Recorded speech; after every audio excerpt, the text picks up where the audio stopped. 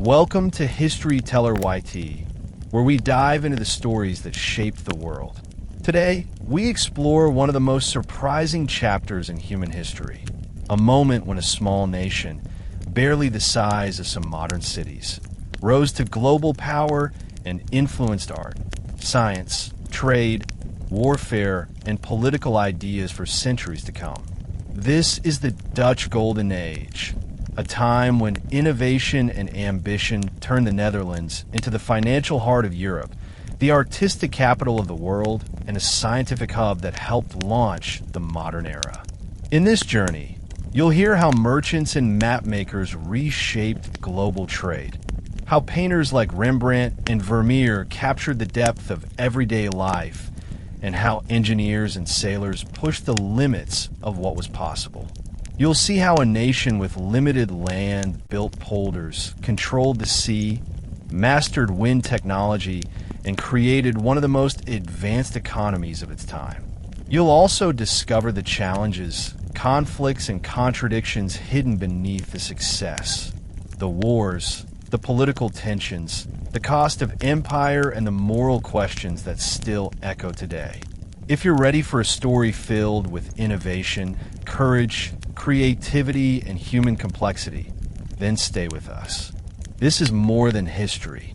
This is a reminder that greatness can rise from unlikely places, and that ideas can reshape the world. In the century before the Dutch Golden Age, Europe was a continent in transition. Old medieval systems were breaking down, new economic networks were forming, and religious tensions were spreading faster than rulers could suppress them. Feudal loyalties were being replaced by early forms of nationalism. Monarchs were centralizing power, and cities were becoming engines of trade. The printing press had already reshaped how ideas moved, and those ideas stirred debates that challenged long-standing authorities. People questioned how society should be organized, how wealth should be earned, and who should hold the right to interpret faith. In this environment, the Low Countries became one of the most dynamic places in Europe. The region sat at a crossroads between major kingdoms and trading zones. Its rivers, ports, and market towns created a dense network where goods and information traveled quickly. Merchants grew influential, and a culture of entrepreneurship took root. This was not a society that waited for distant rulers to decide its fate. It was practical, skilled, and shaped by people who understood that prosperity came from effort and expertise. But this prosperity attracted political attention. The Low Countries were part of the sprawling Habsburg Empire, and the policies of its rulers clashed with local expectations. Taxes, religious restrictions, and attempts to centralize power ran against the region's traditions of local autonomy. The tension between local identity and imperial control created the conditions that would shape the conflicts of the late 16th century. Before the Golden Age could begin, the Dutch first had to fight for the right to build a society on their own terms. Long before the Dutch became a global power, their coastal towns and inland cities had already developed a talent for commerce. The North Sea and Baltic trade systems allowed ships from the Low Countries to move grain, salt, timber, fish, cloth, and luxury goods. Every port required shipbuilders, carpenters, navigators, rope makers, brewers, bankers, and brokers. The density of skilled labor created a culture where economic success depended on cooperation and precision. Even small cities held a surprising level of financial and technical knowledge. Dutch merchants learned how to manage risk, negotiate contracts, ensure cargo, and track distant markets. These abilities later allowed them to operate complex trading networks that reached across continents. The early emergence of urban wealth also meant something else. A strong middle class began shaping cultural expectations. Wealth did not remain limited to noble families. Craftsmen, traders, and entrepreneurs gained social influence. Their houses, streets, and warehouses formed what would later become the backbone of the Dutch Golden Age economy. Urban life also encouraged a different attitude toward education and innovation. Schools, printing shops, and guilds allowed ideas to circulate widely. People debated new scientific discoveries and technological methods. The Dutch approach to problem solving was practical. If storms damaged the land, they built better dikes. If harbors needed expansion, they dredged and engineered new solutions. If trade demanded faster or more durable ships, they experimented with new designs. This mindset would fuel their rise as the most efficient shipping nation of the 17th century. The Protestant Reformation upended the religious landscape of Europe in the 16th century. The Low Countries found themselves caught between competing visions of faith. Many Dutch citizens were attracted to Protestant teachings, especially Calvinism, which aligned with the region's emphasis on discipline, literacy, and personal responsibility. But the Spanish Habsburg monarchy, which ruled the region, insisted on enforcing Catholic orthodoxy. This created a deep divide between local populations and imperial authorities. The conflict was not only spiritual. Religious policy affected economic life, legal structures, and local privileges. Spanish efforts to impose stricter control felt like an attack on the freedoms that Dutch cities had long defended. The introduction of the Inquisition, higher taxes to fund foreign wars, and attempts to limit regional autonomy turned unrest into open resistance. Workshops, marketplaces, and town halls became places where people argued about the future. These conversations were not abstract. They were tied to daily survival and community identity. By the 1560s, tensions erupted into violence. Iconoclasm spread through several cities. Spanish troops were sent to restore order, but their harsh tactics only deepened resentment. The Dutch Revolt, later known as the 80 Years' War, began as a fight for religious tolerance and self-governance. It would eventually lead to the birth of the Dutch Republic. That republic, forged in conflict, resilience, and ambition, became the platform on which the Dutch Golden Age would rise. The struggles of the 16th century did more than create a new nation. They shaped a people ready to lead in art, science, trade, and naval power.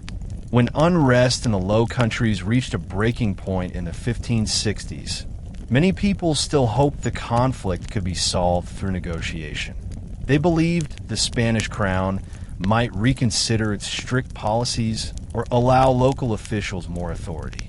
But these hopes faded quickly. King Philip II viewed compromise as a weakness and interpreted dissent as disloyalty. His administrators insisted that maintaining order required a firm hand. Instead of calming tensions, they intensified them. The region became a patchwork of protests, crackdowns, and retaliations that created a cycle of mistrust. The arrival of the Duke of Alba in 1567 changed the mood entirely. Alba established a special court, known locally as the Council of Troubles, which became infamous for its severe judgments against nobles, clergy, and common citizens accused of resisting Spanish rule. Executions, confiscations, and arbitrary arrests created fear, but they also pushed communities toward rebellion. People who had previously tried to avoid choosing sides now realized neutrality was impossible. The crown demanded obedience, and the growing Protestant movement demanded moral courage. Amid this instability, several provinces began looking for leadership. They needed someone who understood local traditions but could also command wider loyalty. Many turned to William of Orange, a nobleman known for his diplomatic skill and ability to bridge religious divides. He did not begin the revolt as a radical revolutionary. Instead, he argued for moderation, tolerance, and the right of each province to maintain its own laws and customs. However, as the conflict escalated, He became the symbolic figure of resistance. The early years of the war were chaotic. Spanish forces were professional and well-equipped, while the rebels lacked a unified command.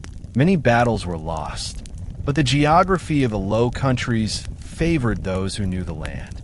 Flooded fields, coastal marshes, and narrow dike roads allowed rebel forces to slow larger armies. The population also played a major role. Townspeople fortified their cities, supplied rebel troops, and created networks to move intelligence. What began as a local uprising soon grew into a long struggle for independence. The cost was high, but every year of resistance strengthened the idea that the Dutch were fighting not only against oppression, but for the right to shape their own future. As the war dragged on, it became clear that the provinces needed a shared political structure. Their traditions of autonomy made centralization difficult, but without cooperation, they could not survive. In 1579, several northern provinces signed the Union of Utrecht, a landmark agreement that laid the groundwork for what would later become the Dutch Republic. The Union allowed each province to retain its local institutions, courts, and religious policies, while coordinating military defense and foreign diplomacy.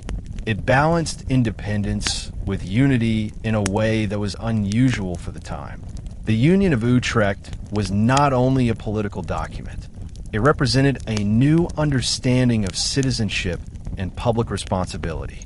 The signatories recognized that their strength came from working together. They also embraced a degree of religious tolerance uncommon in 16th century Europe. While the dominant faith would be Calvinism, other Christian groups were allowed space to live and work quietly. This attitude helped the provinces maintain social stability and attract skilled immigrants escaping persecution elsewhere.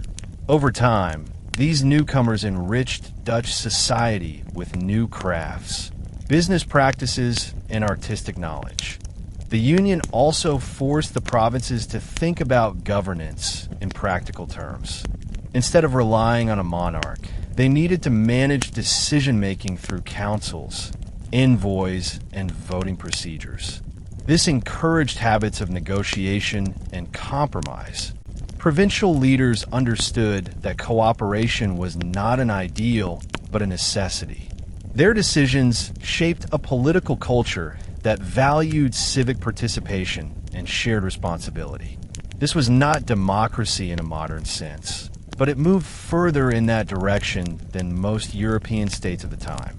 By the 1580s and 1590s, the new republic was growing more confident. Merchant elites and city councils took on a greater role in public planning. Military commanders adapted their strategies to the country's landscape, developing fortification systems that became admired across Europe. Meanwhile, religious communities found ways to coexist without triggering constant conflict. The Union of Utrecht became more than a temporary wartime pact. It evolved into the constitutional skeleton of a nation that would soon dominate world trade, finance, and art. The revolt would not have endured without strong leadership, and William of Orange played the central role. He became known as William the Silent, a title that reflected his ability to listen carefully, think strategically, and hold his emotions in check. His approach to leadership stood in contrast to the rigid authority of the Spanish crown. He spoke about the responsibilities of rulers, the rights of communities, and the importance of respecting multiple beliefs. In a time when most European leaders saw religious uniformity as essential to stability, William argued the opposite. He believed tolerance strengthened society. His assassination in 1584 shocked the provinces. The loss felt personal, not only politically but culturally. Many feared the revolt would collapse without him. Instead, his ideas shaped the next generation of Dutch leadership. His sons and political allies carried forward the cause, and his vision influenced the structures that eventually defined the Republic. The belief that rulers should serve the public interest rather than impose personal authority helped create a political environment where merchants, craftsmen, and city officials could contribute to national policy. William's influence extended beyond politics. His emphasis on education and civic duty encouraged the growth of schools, academies, and intellectual networks. These institutions became essential during the Golden Age, when advances in science, map-making, and engineering helped transform the Dutch into one of the most innovative societies in Europe. His approach to governance encouraged citizens to see themselves as active participants in shaping their future. This sense of agency made the Dutch resilient, adaptable, and driven. Even centuries later, William of Orange remains a central figure in Dutch memory. His leadership set the tone for a nation that valued freedom of conscience, disciplined organization, and practical problem solving. These qualities helped the Dutch thrive in the 17th century and shaped the way they approached art, trade, and exploration. His legacy became the moral foundation of the Republic, providing a steady direction as the new state prepared to enter its most remarkable period of cultural and economic achievement. After the Union of Utrecht set the framework for cooperation among the northern provinces, the Dutch Republic gradually developed a political system unlike anything else in Europe. Instead of following the model of a centralized monarchy, the new state became a federation of semi-independent provinces. Each province managed its own courts, taxes, and internal regulations. This made governance slower because decisions required discussion and negotiation, but it also gave local communities a strong voice in shaping laws. City councils, merchant boards, and provincial assemblies influenced matters that elsewhere would have been decided by kings or aristocrats. The States General, which met in The Hague, acted as the central institution of the Republic. Its representatives were appointed by the provinces and worked together on foreign policy, trade agreements, and military planning. Because every major decision needed consensus, the process encouraged patience and diplomacy.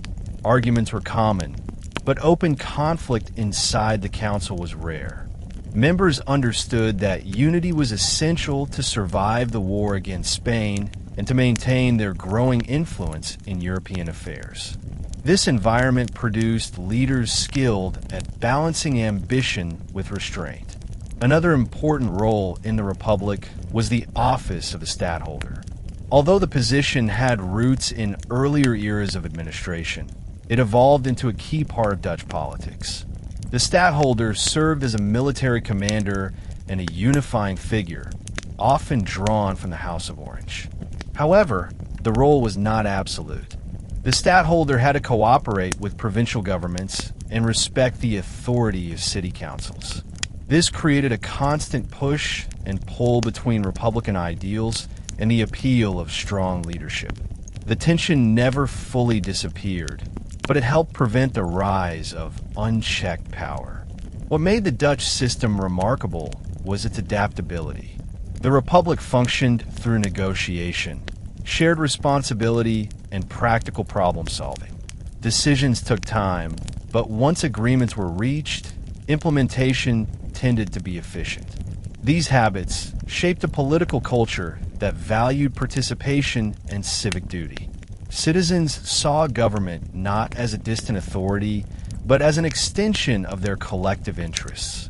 This sense of ownership helped the Dutch manage their resources, defend their territory, and prepare for the dramatic economic expansion that would define the Golden Age.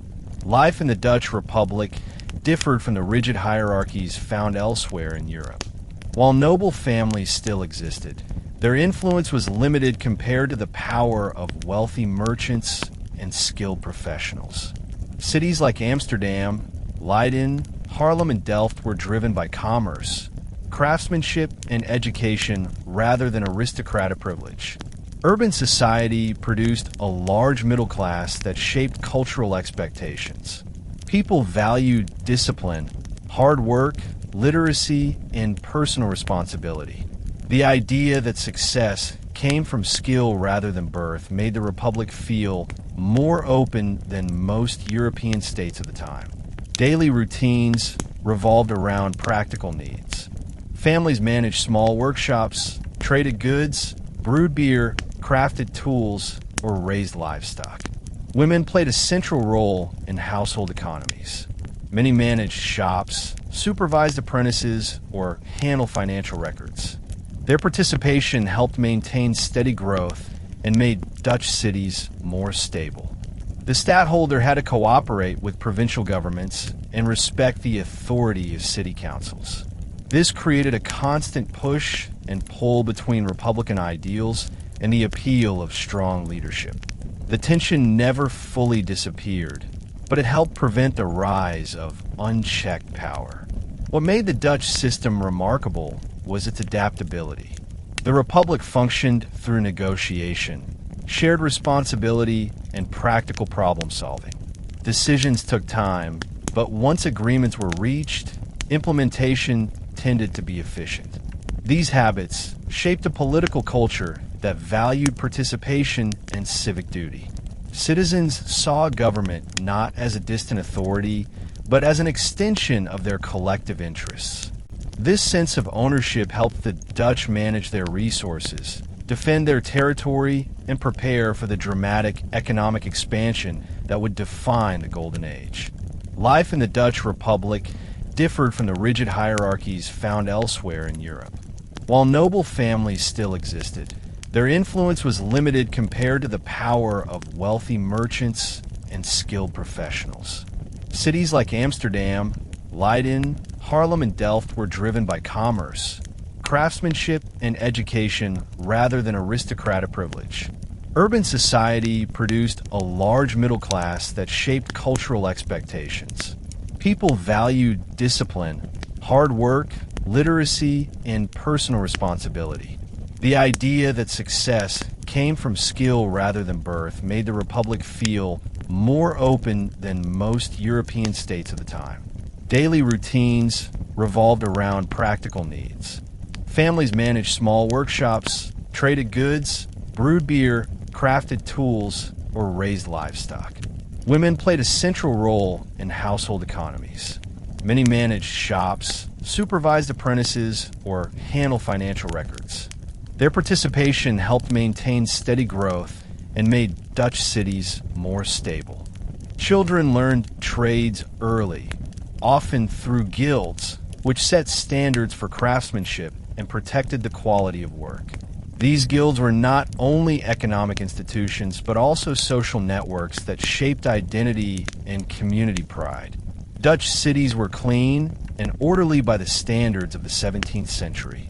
Streets were paved, canals were dredged, and waste management was taken seriously. Municipal governments invested in public works because they understood that healthy living conditions supported trade. Immigrants who arrived from France, Germany, Poland, and the Spanish Netherlands often commented on how well organized the cities appeared. This reputation for order became part of the Dutch identity. It reflected not only hygiene, but also a deeper cultural value placed on control, balance, and preparation. Leisure also held an important place in society.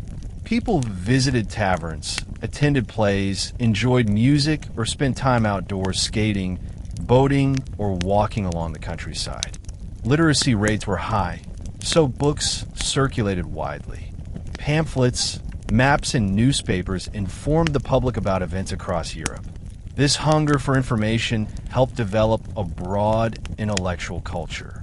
People wanted to understand the world, not just their immediate surroundings. These habits supported the rise of artists, thinkers, and scientists who would soon reshape European thought. One of the boldest undertakings of the WIC was its attempt to seize and govern Brazil. At the time, Brazil was the world's leading producer of sugar, a commodity so valuable that entire economies depended on it. WIC ships launched a series of campaigns in the 1620s and 1630s, eventually capturing large portions of northeastern Brazil, including the important city of Recife. Under Dutch control, the region became known as New Holland. The company envisioned transforming it into a profitable colonial enterprise that could rival the VOC's success in Asia. To manage this vast territory, the WIC appointed Johan Moritz of Nassau-Siegen as governor. He brought administrative discipline, military planning, and cultural ambition. His leadership reshaped Recife into a center of architecture, science, and artistic activity. He built bridges, public buildings, gardens, and observatories. His court gathered scholars, cartographers, and painters who documented the landscape, flora, fauna, and peoples of Brazil. This period produced some of the earliest detailed images and descriptions of South America that Europeans had ever seen. It represented a moment when Dutch curiosity, scientific interest, and colonial ambition overlapped. The WIC attempted to modernize the sugar industry by improving mills, encouraging immigration, and securing trade routes. However, sugar cultivation in Brazil depended on enslaved labor. The Dutch, like other colonial powers, became deeply involved in the transatlantic slave trade. Ships carried enslaved Africans to plantations, creating a brutal system of exploitation that generated enormous profit, but inflicted long-lasting trauma. This aspect of the Dutch Golden Age remains a painful reminder of the human cost behind economic expansion. Understanding this part of history is essential for a complete picture of the period. Despite some moments of success, Dutch Brazil proved difficult to maintain. Portuguese planters resisted WIC regulations, and local populations often preferred Iberian rule. Moreover, the company struggled to fund the military presence needed to defend such a large territory. Over time, rebellions grew, and Portuguese forces gradually retook the region. By 1654, the last Dutch strongholds in Brazil had fallen. The dream of a Dutch sugar empire ended, leaving the WIC financially weakened and historically remembered for an ambitious but ultimately unsuccessful chapter in Atlantic expansion. Although the WIC lost Brazil, it continued to play a major role in the Atlantic world through trade networks that linked Europe, Africa, and the Americas. The company established forts along the West African coast, including Elmina, which became one of its central bases. From these locations, the WIC participated heavily in the transatlantic slave trade. Ships transported manufactured goods from Europe to Africa, exchanged them for enslaved people, and then carried those individuals to the Caribbean or South America, where they were sold to plantation owners. The return journey brought sugar, tobacco, and other commodities back to the Netherlands. This triangular trade system generated wealth but involved immense suffering.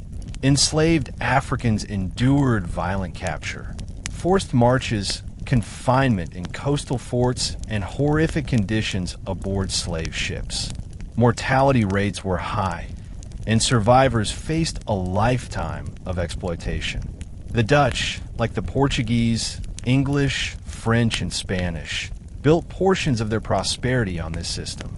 A complete history of the Golden Age must acknowledge how deeply slavery connected to the global economy of the time. Dutch cities profited from goods produced by enslaved labor, and investors earned returns from voyages that depended on this inhumane institution. The WIC also expanded into the Caribbean, capturing islands such as Curaçao, Aruba, and Bonaire. Curaçao became a major hub for slave trading and the redistribution of goods. The island's deep harbor and strategic location made it a key point in Dutch Atlantic operations. From here, the WIC maintained its influence even after losing Brazil. These islands also served as centers of commerce where merchants of different cultures and religions interacted. Jewish communities, in particular, found relative freedom under Dutch rule and played important roles in Caribbean commerce. Over time, the WIC remained less profitable than the VOC. Its operations were riskier, its enemies stronger, and its markets less predictable. Yet the company's presence reshaped the Atlantic world. It contributed to the movement of people, goods, and ideas across continents, often through destructive systems that continue to impact societies today. Its legacy is complicated, a mixture of commercial ambition, cultural exchange, violence, and exploitation. The story of the WIC reminds us that the Dutch Golden Age was not only a period of artistic brilliance and scientific growth. It was also an era when global power depended on choices that had profound consequences for millions of people. Understanding these contradictions helps form a fuller, more honest view of the 17th century.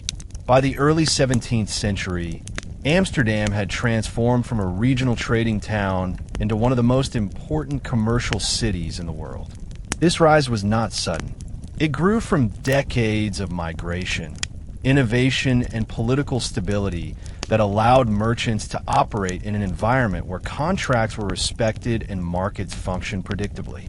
When Antwerp fell during the wars between Spain and the Dutch, thousands of skilled refugees fled north, bringing knowledge of banking, printing, textiles, and international trade. Amsterdam absorbed these newcomers and used their experience to build a larger and more dynamic economy. What set Amsterdam apart was its infrastructure. The city expanded its canals in a massive engineering project known as the Canal Ring, creating a precise geometric pattern that reflected Dutch ideas of order and efficiency. These canals were not only beautiful, but practical. They allowed goods to move quickly between warehouses, shipyards, and markets. Merchants could receive shipments in the morning and have them inspected, sorted, and redistributed by afternoon. This speed made Amsterdam attractive to traders from across Europe, who valued reliability as much as profit. The port became a true global crossroads. Ships arrived from the Baltic loaded with grain and timber. Vessels from Asia brought spices, porcelain, and silk. Ships from Africa and the Caribbean added sugar, tobacco, and dyes. Amsterdam's warehouses were filled with products that no other European city could match in diversity or volume. Buyers traveled from Germany, Scandinavia, France, and England to purchase goods in bulk. Some came for auctions. Others used Amsterdam as a staging point for their own export networks. The city also benefited from its political environment.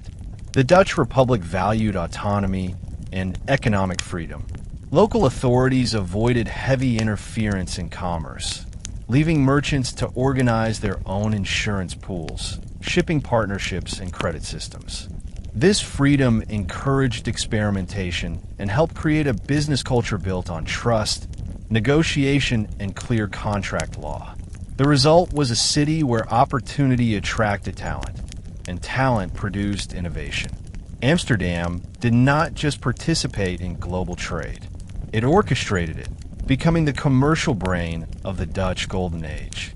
Amsterdam's rise as a global trading center created the need for a more sophisticated financial system.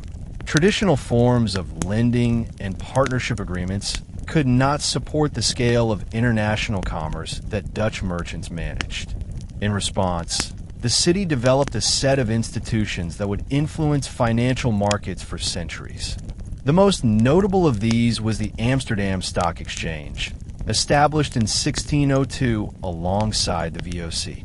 It became the first organized market where individuals could buy and sell shares in a joint stock company on a continuous basis. The stock exchange helped the VOC raise enormous amounts of capital by allowing investors to purchase shares without needing to commit to the entire lifespan of a voyage. They could buy ownership stakes, sell them at a later date, or trade smaller portions as needed. This flexibility created a new financial environment where investment became accessible to a broader segment of society. Wealthy merchants, small shopkeepers, and even some artisans bought VOC shares, believing that long-distance trade could bring strong returns. The exchange also introduced concepts such as speculation, futures contracts, and short selling, which became fundamental to modern finance. Another major innovation was the Amsterdam Wisselbank, or Exchange Bank, founded in 1609. It provided a secure place for merchants to deposit money and transfer funds without relying on coins of uncertain purity. Before the Wisselbank, Europe's currency system was chaotic, filled with coins of different weights and inconsistent metal content. The bank solved this problem by creating a standardized unit of account that brought stability to transactions. Merchants trusted the bank because it required full reserves, meaning deposits were backed completely by stored precious metals. The combination of the stock exchange and the Wisselbank created a financial ecosystem unlike anything else in Europe. Capital flowed efficiently, credit was reliable, and investment opportunities encouraged economic growth. Amsterdam became a magnet for financiers, mathematicians, and analysts who studied market behavior and sought ways to maximize profits. These institutions strengthened the Dutch economy by making long-term ventures less risky and by spreading financial responsibility across many investors. The influence of Amsterdam's financial system reached far beyond the Republic. Other European powers studied its methods and adopted similar practices. The idea that companies could be funded through public investment and traded shares was revolutionary. It allowed economies to grow in ways that previous systems of royal funding or private partnerships could not match. As a result, Amsterdam became not only a commercial center, but the birthplace of modern capitalism. While the stock exchange and Wisselbank formed the foundation of Amsterdam's financial power, the city also relied on a wide network of banks, insurance companies, and merchant associations that supported global commerce. Dutch bankers developed methods to evaluate risk, extend credit, and settle international accounts with speed and accuracy. Letters of exchange made it possible for merchants to travel without carrying large sums of gold, reducing the danger of theft and simplifying long-distance trade. These instruments allowed Dutch traders to operate in dozens of markets at once, confident that funds could be transferred securely across borders. Insurance companies played a crucial role as well. Ocean voyages were dangerous, with storms, disease, piracy, and war constantly threatening cargo. Without insurance, merchants faced devastating losses that could ruin them financially. Amsterdam insurers created policies tailored to specific routes, seasons, and ship types. They calculated premiums based on historical data and current political conditions. This allowed merchants to take bold risks while protecting themselves from complete disaster. Insurance also encouraged honesty, since claims were investigated carefully and fraudulent reports were punished. The city's legal system further strengthened its position. Courts enforced contracts with precision, and judges were known for fairness and consistency. Merchants from other countries felt confident doing business in Amsterdam because they trusted its institutions. This trust allowed the city to serve as a clearinghouse for international disputes and negotiations. Many commercial disagreements were settled in Amsterdam before they could escalate into larger conflicts. Even the physical layout of the city supported financial activity. Along the canals, tall warehouses held commodities from around the world. Trading houses served as meeting places where merchants discussed prices, negotiated sales, and formed partnerships. Streets were lined with counting rooms, shipping offices, and brokers who specialized in particular goods. The rhythm of the city was defined by commerce. Bells from the exchange signaled the beginning of trading sessions. Auctions filled public halls with buyers. Couriers moved between counting rooms with documents that linked Amsterdam to distant markets. This combination of financial tools, legal stability, and commercial infrastructure made Amsterdam the most advanced economic hub of the 17th century. It allowed the Dutch Republic to punch far above its geographic size and population. The city became the heartbeat of global trade, shaping economic practices that influenced Europe, Asia, and the Americas. Its legacy endures today in modern banking, stock markets, and international finance. Dutch cities in the 17th century were unusually dynamic places. They were clean, organized, and built with a sense of practical purpose. Streets were paved, canals were carefully maintained, and market squares were designed for efficient movement of people and goods. These cities were not simply population centers. They were engines of creativity that supported commerce, education, and cultural exchange. The density of skilled labor made urban life fast-paced and focused. Artisans, merchants, sailors, printers, brewers, and craftsmen all lived close to one another, and this closeness encouraged cooperation as well as competition. Daily life reflected the values of the Dutch Republic.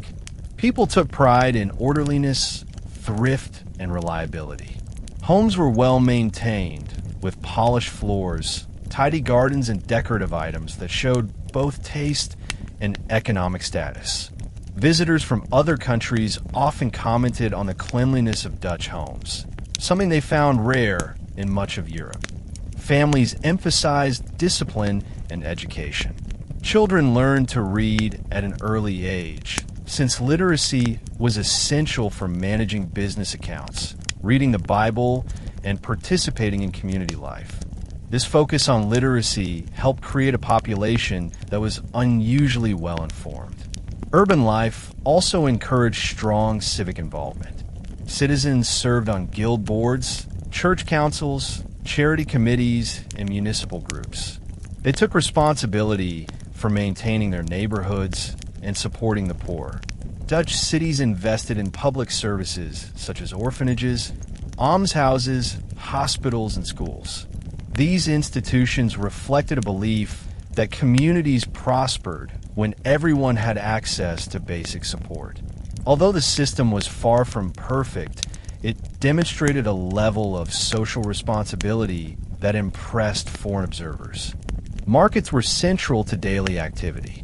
One could find fish brought in from the North Sea, cheese from local dairies, linen from nearby towns, exotic goods from Asia, and tobacco from the Caribbean. Women often oversaw household purchasing and budgeting, giving them considerable economic influence. Street vendors added to the lively atmosphere, selling hot snacks, tools, and small luxury items. Taverns and coffee houses became places where people shared news, debated politics, and learned about distant events. These spaces helped shape public opinion and created a vibrant urban culture that valued conversation and curiosity. Overall, Dutch cities were remarkable for their combination of efficiency, creativity, and social engagement. They were environments that rewarded effort and valued practical knowledge, allowing the Dutch Golden Age to flourish in ways impossible without such strong urban foundations. Family life in the Dutch Republic blended tradition with a unique level of autonomy and practicality. The household was the basic social unit. Its members worked together in managing finances, raising children, and maintaining property. Marriage was viewed as a partnership built on mutual responsibility. While men were typically the public face of a household's economic affairs, women played crucial roles behind the scenes. They managed budgets, kept detailed inventories, supervised servants, and assisted in running family businesses. This level of responsibility gave many Dutch women more influence than their counterparts in other European societies. Domestic culture placed strong emphasis on discipline, cleanliness, and order. The ideal Dutch home was tidy, bright, and filled with objects that symbolized industry and virtue. Paintings from the era often show women engaged in household tasks such as sewing, cooking, or reading. These images reflected the belief that maintaining a well-run household was a form of moral duty. Women were expected to manage the home with care, but this expectation did not diminish their importance. Instead, it recognized their central role in sustaining the social and economic life of the Republic. Children were raised with structure and purpose. Education began early, and both boys and girls attended school. Boys typically learned arithmetic, navigation, trade skills, or academic subjects depending on their career path. Girls learned reading, writing, and household management. Many also learned bookkeeping, since women frequently helped run shops and family workshops. This investment in education produced a skilled and capable population that contributed to the Republic's prosperity. Marriage customs emphasized compatibility and economic stability. Families often arranged introductions, but young people had a significant say in choosing a partner. Engagements were formal events, and marriage contracts outlined financial responsibilities and inheritance rights. Widows sometimes took over businesses when their husbands died, continuing the trade with skill and authority. Their ability to manage affairs reflected broader Dutch values that rewarded competence rather than rigid social convention. Leisure activities also played a role in domestic life. Families enjoyed music, reading, games, and outdoor excursions. Winter skating, summer picnics, and visits to the countryside were popular. These simple pleasures reflected a society that valued comfort earned through hard work. Domestic interiors were decorated with maps, paintings, mirrors, and imported goods, showing an interest in global culture. Dutch households were not isolated from the world. They were connected to distant lands through objects, stories, and trade networks. This blend of discipline, education, and cultural curiosity made Dutch domestic life vibrant and stable. It provided the foundation for the intellectual and artistic achievements that defined the Golden Age.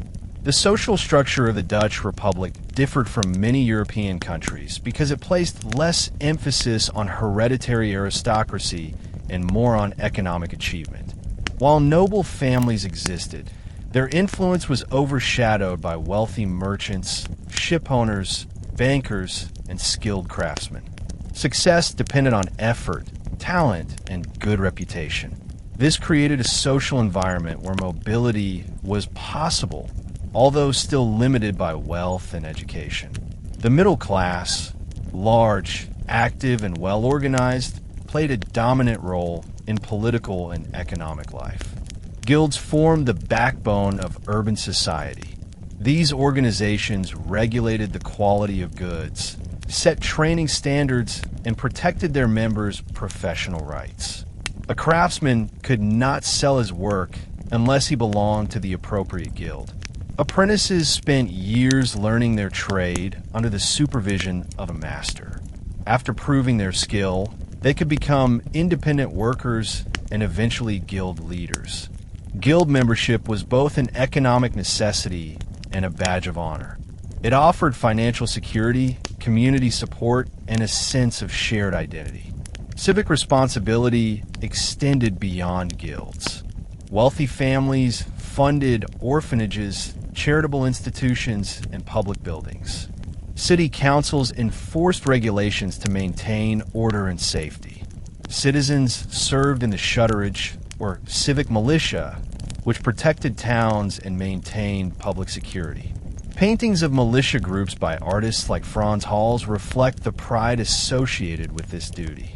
Members were not soldiers in the modern sense, but respected citizens who demonstrated commitment to their community. Religion also shaped social roles. Although Calvinism was dominant, The Republic's tolerance allowed other groups to participate in society as long as they respected local customs. Jewish communities, for example, contributed to finance and trade, especially in Amsterdam. Catholics maintained private worship spaces and participated in business. This coexistence strengthened the Republic by expanding its pool of skills and ideas. Economic inequality certainly existed, yet the Dutch poor benefited from a more structured charitable system than in many other countries. Almshouses provided shelter, while communal funds assisted widows, orphans, and unemployed workers. These institutions did not eliminate hardship, but they reflected a belief that civic stability depended on supporting vulnerable populations. Charity was not only an act of generosity, it was seen as a responsibility that kept communities healthy and prevented social unrest. Overall, Dutch society balanced ambition with responsibility. It valued skill, education, and integrity, creating a social framework that encouraged innovation while maintaining order. This balance contributed significantly to the Republic's success during the Golden Age. The Dutch Golden Age produced one of the most remarkable artistic explosions in European history. Unlike Italy or France, where art often depended on royal patronage or the church, Dutch painting thrived because of a broad and active middle-class market. Merchants, craftsmen, ship captains, brewers, teachers, and even modest shopkeepers purchased paintings for their homes. This widespread demand created an economy where thousands of artists could make a living, competing with one another to produce work that appealed to diverse tastes. As a result, painting became both a cultural expression and a commercial industry. The structure of Dutch cities supported this phenomenon. Canal-side homes displayed art as a sign of cultivation and economic comfort. People bought paintings to decorate living rooms, kitchens, and workspaces. The demand was not limited to large or expensive pieces. Smaller works, especially landscapes, still lives, and genre scenes, were produced in enormous numbers. Markets and fairs hosted auctions where paintings changed hands quickly. Some buyers treated art as an investment. Others simply wanted beauty in their homes. The variety of buyers encouraged artists to specialize and refine their skills in specific genres. Guilds also influenced the art world. The Guild of St. Luke regulated training and protected the professional rights of painters. Apprentices learned drawing, perspective, color mixing, and composition before becoming independent masters. These guilds maintained quality while giving artists economic support. The competitive atmosphere pushed them to innovate, experiment, and perfect their craft. A painter's success depended not on pleasing a king, but on understanding the tastes of ordinary citizens, which created a closer connection between artists and their audience. Religious changes in the Dutch Republic also influenced artistic trends. Since Calvinist churches discouraged elaborate religious imagery, artists focused on secular themes that reflected daily life. This shift did not diminish creativity. Instead, it encouraged artists to explore new subjects such as domestic interiors, portraits of merchants, detailed still lives, and expansive landscapes. These scenes captured the character of Dutch society and expressed its values: diligence, modesty, prosperity, curiosity, and a deep appreciation for the natural world. The combination of economic demand, urban culture, artistic training, and religious influences shaped an environment where creativity thrived. The Dutch Republic did not rely on a single patron to define its artistic vision. Instead, thousands of citizens shaped the market with their choices and preferences. This collective support allowed art to flourish in an unprecedented way, turning the 17th century into one of the most visually rich periods in European history. Rembrandt van Rijn stands as one of the most important painters in world history, not because he followed conventions, but because he transcended them.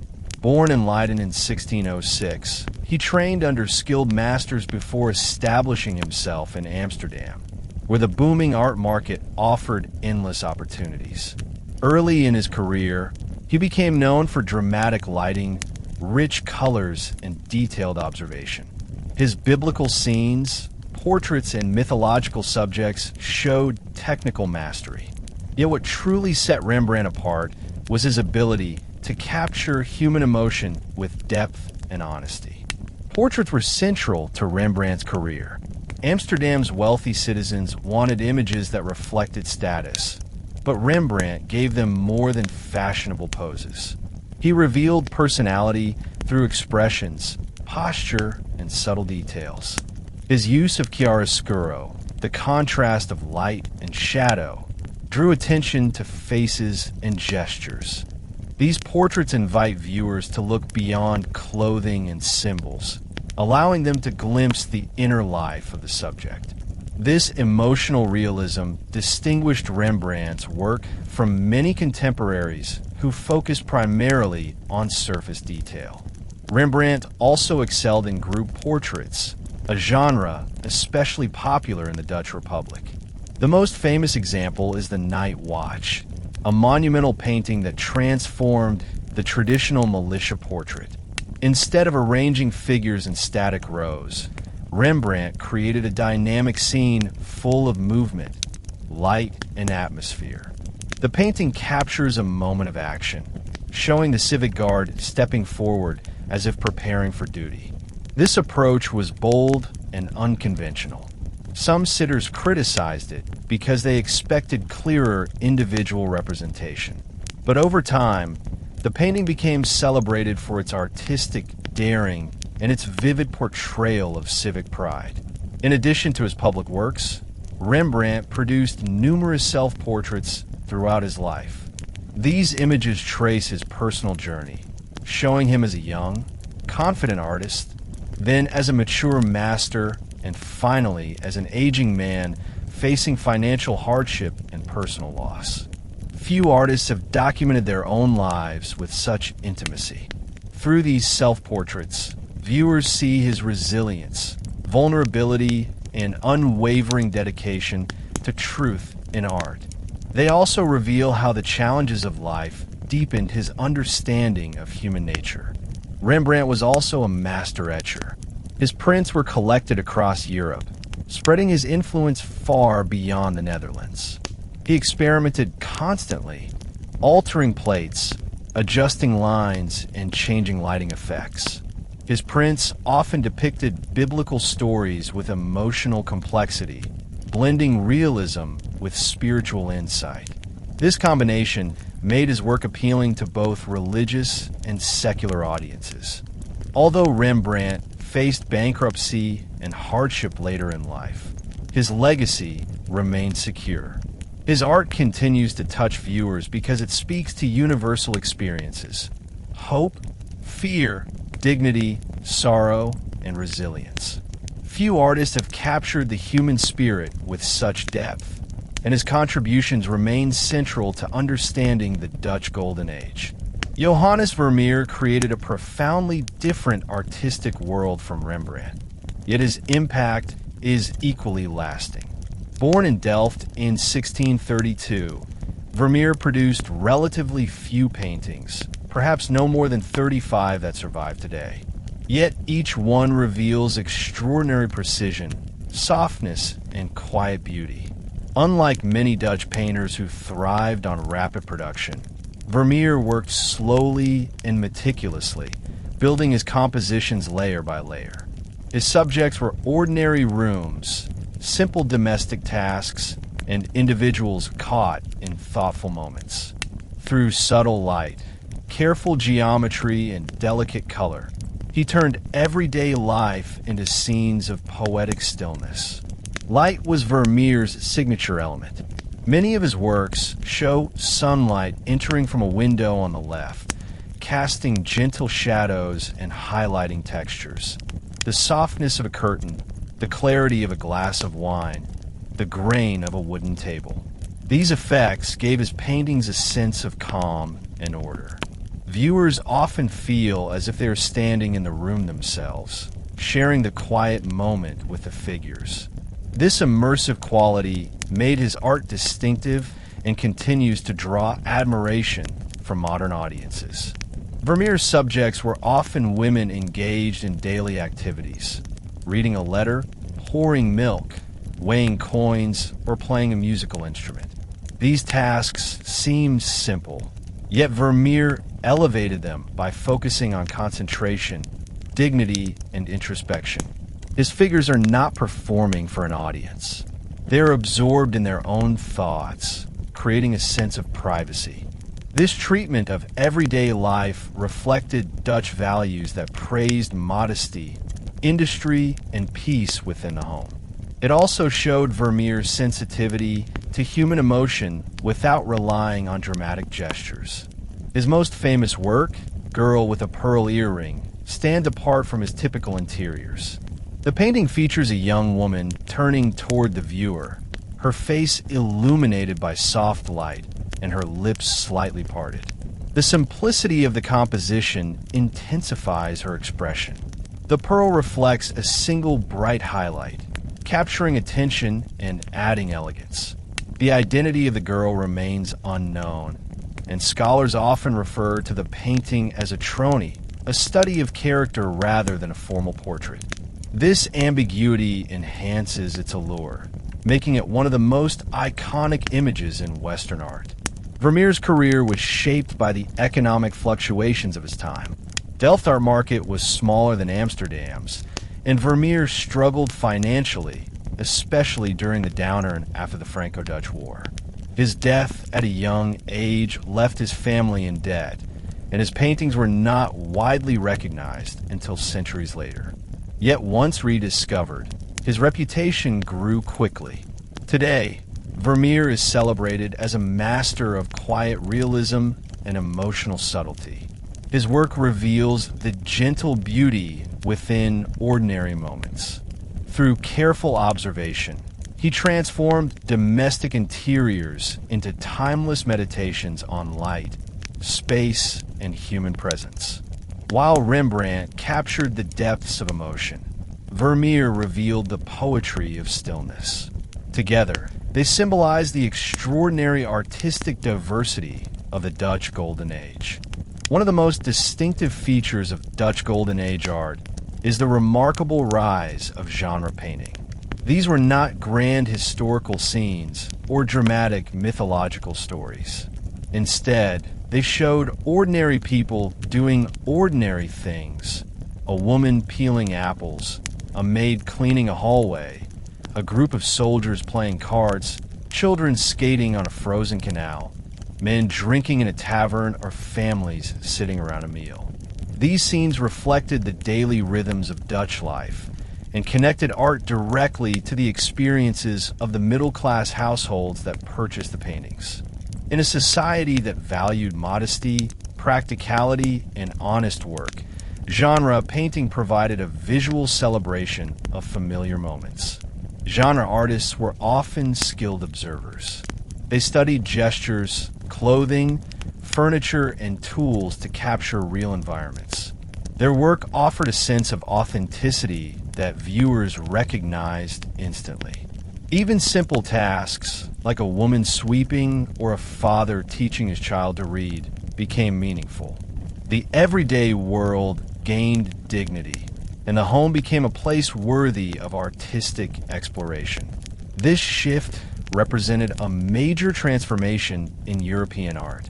Instead of glorifying kings or saints, Dutch artists elevated ordinary citizens, giving them a central place in visual culture. These paintings also conveyed subtle messages. Many included moral lessons, which were common in Dutch society. A tavern scene might warn about wastefulness. A flirtatious exchange could remind viewers about the dangers of temptation. A carefully arranged table might highlight the balance between wealth and responsibility. The symbolism was sometimes obvious, sometimes hidden, allowing buyers to reflect on their own values. This blend of realism and gentle moral guidance made the works appealing for homes where education and discipline were prized. Artists such as Peter de Hooch, Jan Steen, and Gabriel Metsu excelled in genre painting. De Hooch created domestic interiors filled with light and harmony, emphasizing the peaceful routines of family life. Jan Steen brought humor and chaos into his scenes, portraying lively households that hinted at the consequences of disorder.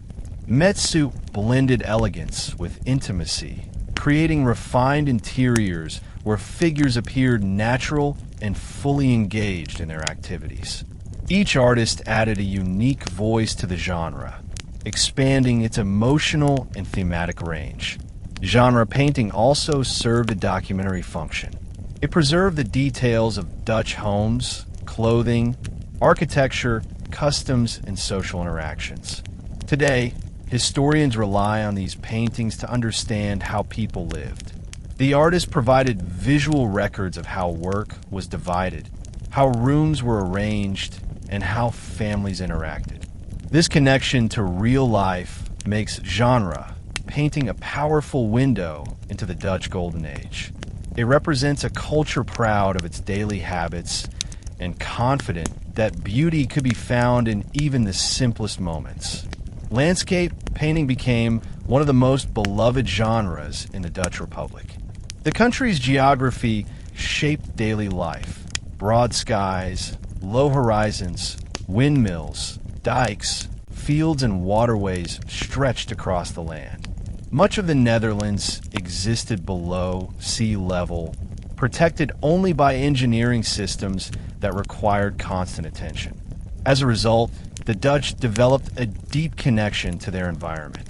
Landscapes reflected their pride in reclaiming land from the sea, their appreciation for rural beauty, and their recognition of the fragile balance that sustained their communities. The Navy also played a crucial role. Under de Ruyter, the fleet fought off English and French forces, preventing a coastal invasion.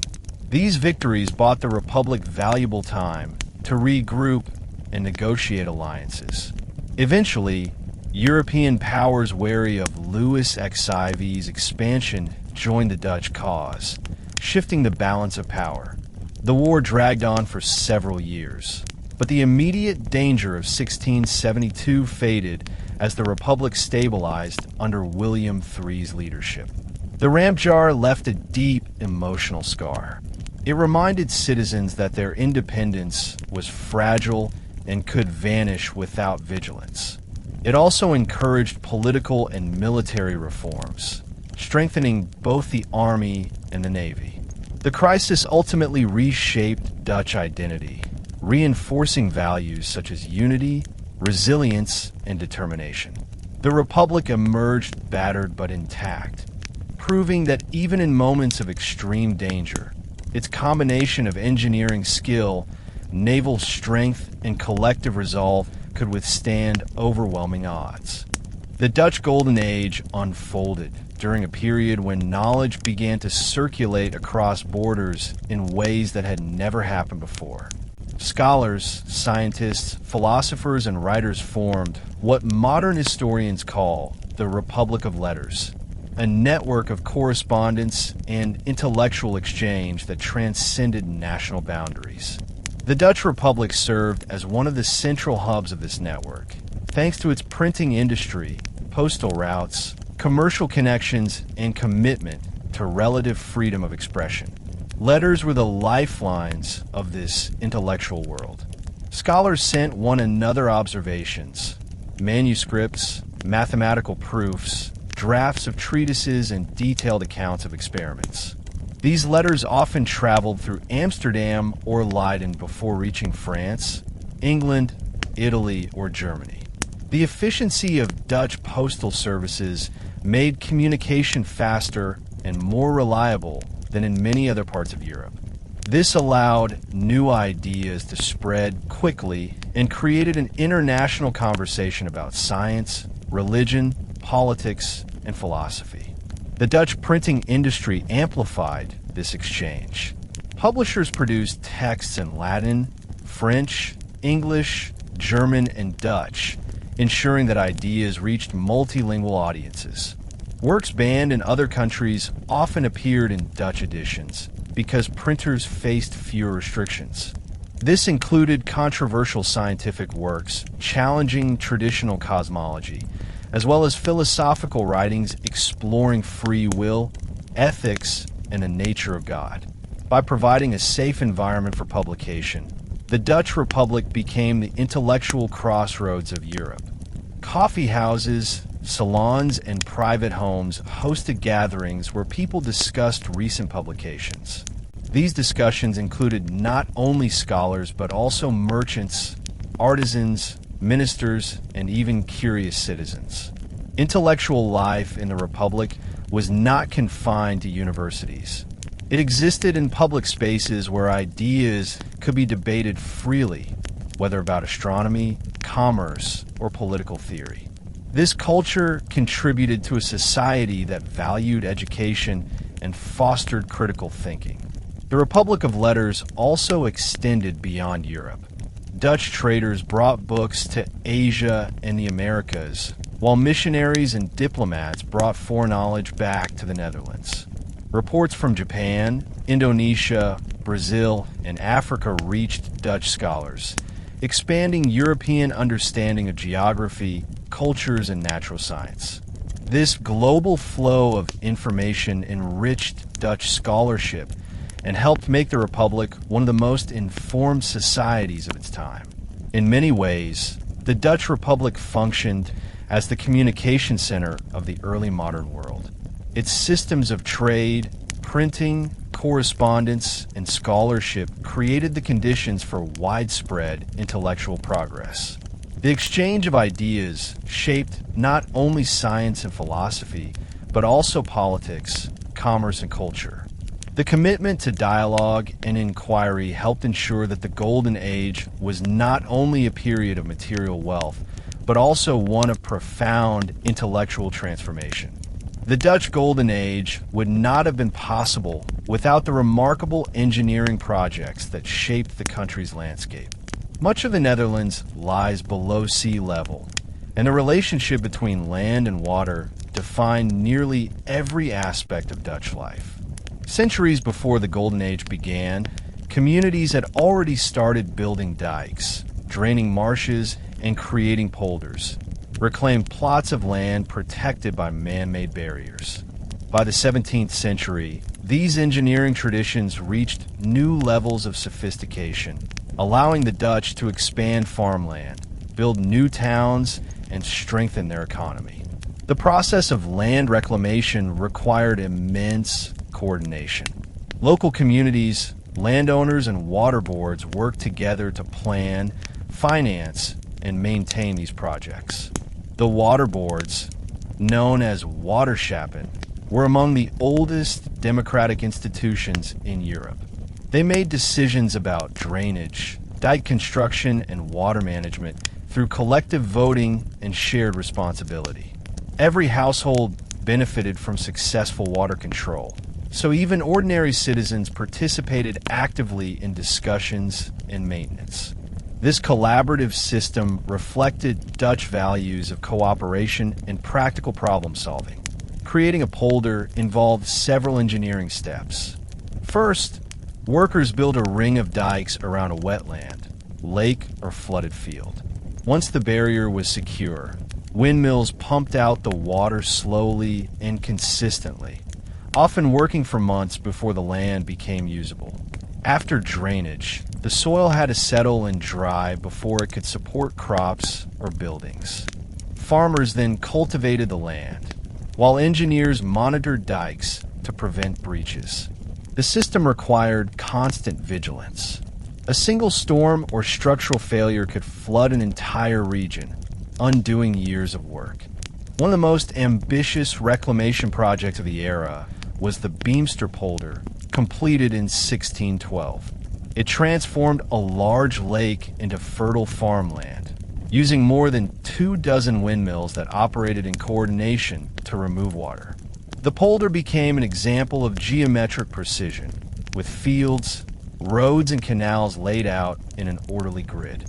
Investors purchased lots and built prosperous farms, turning the reclaimed land into a symbol of Dutch ingenuity.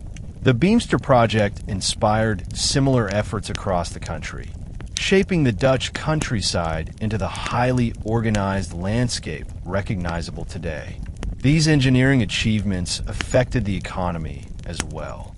Reclaimed land increased agricultural output, supporting growing urban populations.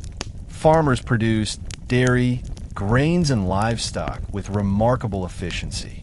Cities relied on the surrounding polders for food and raw materials. The expansion of farmland also strengthened Dutch independence, reducing reliance on grain imports from the Baltic during times of war or trade disruption. Land reclamation was not just an engineering triumph. It was a cultural achievement that shaped Dutch identity. People took pride in controlling their environment and turning water into productive land. This mastery reflected the Republic's spirit during the Golden Age. Disciplined, collaborative, and determined to overcome natural challenges through skill and innovation. Windmills became one of the most iconic symbols of the Dutch Golden Age, not because they were picturesque, but because they were essential to economic and technological development. In a country with limited access to natural resources like coal and waterfalls, wind served as the primary source of mechanical power. Dutch engineers developed windmill technology to perform an astonishing range of industrial tasks, turning wind energy into a force that could grind grain, saw timber, press oil, drain land, and manufacture goods. The most important contribution of windmills during the 17th century was their role in polder drainage. Traditional mills could remove water, but Dutch engineers designed more powerful varieties capable of lifting water from deep basins into higher canals. These mills used complex gearing systems that harnessed wind energy efficiently, allowing them to operate in varying weather conditions. Multiple mills often worked together in a coordinated series, each lifting water to a higher level until it reached a drainage canal. This system, known as a Molen circuit, demonstrated an advanced understanding of hydraulics and mechanical engineering. Windmills also played a major role in industrial growth. The development of the sawmill windmill by Cornelis Cornelissen in the late 16th century revolutionized shipbuilding. Before this invention, planks were cut by hand, which required enormous labor and time. Cornelissen's crankshaft mechanism allowed windmills to drive saws that cut timber rapidly and uniformly. This innovation dramatically reduced shipbuilding time, enabling the Dutch to expand their merchant and naval fleets at a pace unmatched by rivals. The sawmill windmill was a key reason the Dutch dominated global maritime trade during the 17th century. Oil mills, paper mills, and dye mills further contributed to economic expansion. Oil mills extracted linseed and other vegetable oils used in cooking, soap production, and paint making. Paper mills supported the booming printing industry, producing paper for books, newspapers, and maps. Dye mills processed imported materials into colorful pigments used by artists and textile makers. Each type of mill reflected the Republic's practical approach to technology: solve a problem, improve efficiency, and strengthen industry. The Dutch also developed precision instruments such as water gauges, surveying tools, and mechanical measuring devices. These tools helped engineers plan dikes, canals, and polders with accuracy. The collaboration between craftsmen, scientists, and merchants created an environment where innovation flourished. Technological improvements rarely remained isolated. They spread quickly through guild networks, workshops, and manufacturing centers. Windmills symbolized the Dutch belief that progress depended on harnessing natural forces through creativity and discipline. They represented the ability to turn adversity, strong winds, low-lying wetlands, into opportunity. As part of the broader engineering culture of the Golden Age, windmills demonstrated how technology supported prosperity, independence, and national confidence. They were engines of productivity in a society defined by its ability to adapt, innovate, and shape the environment according to collective needs. Canals were the arteries of the Dutch Republic, enabling travel, trade, and communication in ways unmatched by any other European nation of the time. While many countries relied heavily on roads, often poorly maintained and difficult to navigate, the Dutch developed an extensive water-based transportation network that connected cities, towns, markets, and rural communities with remarkable efficiency. The canal system reflected both the geographic reality of the Netherlands and the engineering expertise that characterized Dutch society during the Golden Age. Urban canals served multiple purposes. They were transportation routes, drainage systems, sources of drinking water, and spaces for commerce. City planners integrated canals into the design of urban expansions, especially in Amsterdam, where the famous canal ring emerged as one of the most elegant engineering achievements of the period. These canals were laid out in concentric arcs connected by cross streets, creating a precise and organized urban grid. Wealthy merchants built houses along the canals, displaying architectural refinement and economic success. Warehouses lined the quays, allowing goods to be unloaded quickly and stored efficiently. Beyond the cities, regional canals linked major economic centers. The trekschut system, passenger boats pulled by horses along tow paths, offered comfortable and predictable travel between towns. These boats operated on fixed schedules, making Dutch transportation far more reliable than in most of Europe. A traveler could journey from Amsterdam to Haarlem, Leiden, or Utrecht with ease, enjoying smooth rides and a stable timetable. This public transportation network supported commerce, education, and cultural exchange. Students traveled to universities, merchants visited markets, and families visited relatives with convenience unknown elsewhere. Canals also supported agriculture and industry. Farmers used them to transport dairy, vegetables, and grains to city markets. Fishermen brought fresh catch from coastal areas. Builders transported timber and stone to construction sites. Manufactured goods moved along the waterways to be distributed domestically or exported abroad. The efficiency of canal transport reduced costs and allowed the Dutch economy to operate with exceptional speed. Military logistics benefited as well.